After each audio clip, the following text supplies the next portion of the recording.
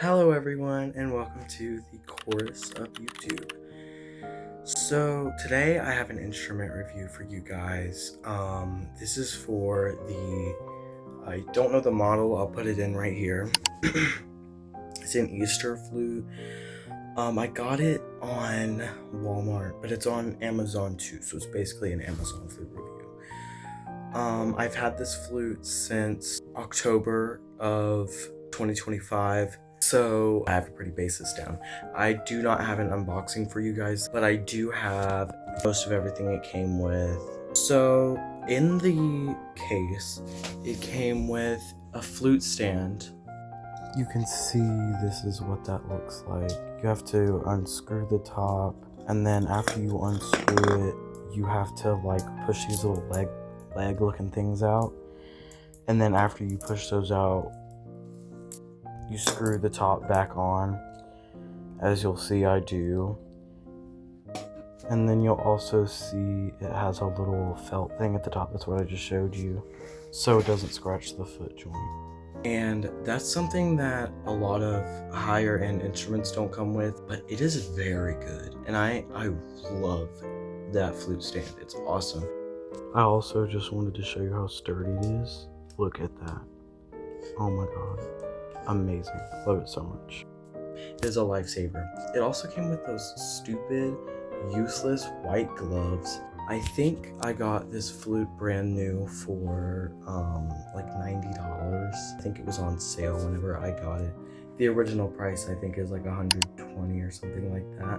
I have to say this flute was pretty good. The only complaint I have is when I first started playing, my F would not come out. The F would not come. It was like E, F, and G would not come out. Anything above G and anything below E would come out, but the F, E, and G would not come out. And I got my band director to work on it a little bit. He got it to work. I don't know how. I'm not gonna lie to you. I did look up some videos, and apparently you have to, I think you have to fiddle with the F key, or I don't really know what that is. So yeah. But this flute is not terrible besides that first issue. I think it's actually pretty awesome. As someone who doesn't major on the flute, it was very easy for me to pick up. It was extremely easy for me to pick up. It originally came in a zipper case, which I hate zipper cases, and I bet a lot of you do too. I recently bought a new case, a hard case for this flute. Got that hard case at Goodwill for like $3.99, which obviously you're not going to be able to find that. The original zipper case, it's not like the other ones. What I was about to say was that the front pocket is not like a tiny little pocket. It's actually like a full pocket that you can put everything you need in. And then there you can see I'm opening it up. It's actually, I think the protection is probably pretty good. The only other really issue that I have with it is it's not in tune, which not all instruments are slightly different, and you have to tune each one specifically for yourself. But to have this instrument in tune, you have to pull the head joint out a lot. And just by itself, I think it's almost a half step to a full step over the note that you're trying to play. So a G comes out as a G sharp. It's pretty bad. But I will say I actually really enjoy this flute. It's a 16 key flute, so it doesn't have the B foot joint.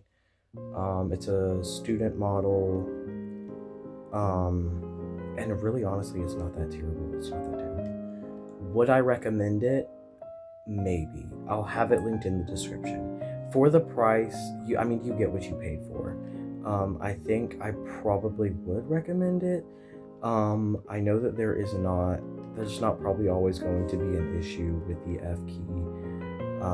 But with cheap instruments like this, they're not gonna be a lot of checking of them in factories. So obviously there's going to be not as good as quality as, say, the like a Yamaha or a Selmer or a Jupiter or something like that. I think overall I probably would rate this flute about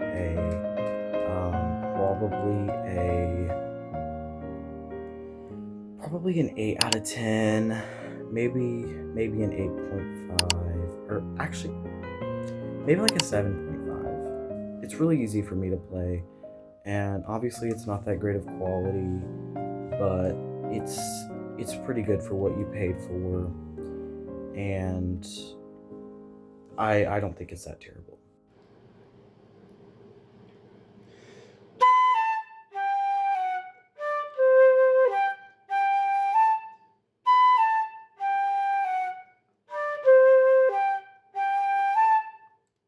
But honestly, if I was you, there's a lot of problems with parents just buying cheapo instruments because they don't want to rent them out. I know at a lot of schools the price is $50 a month to rent an instrument from the school.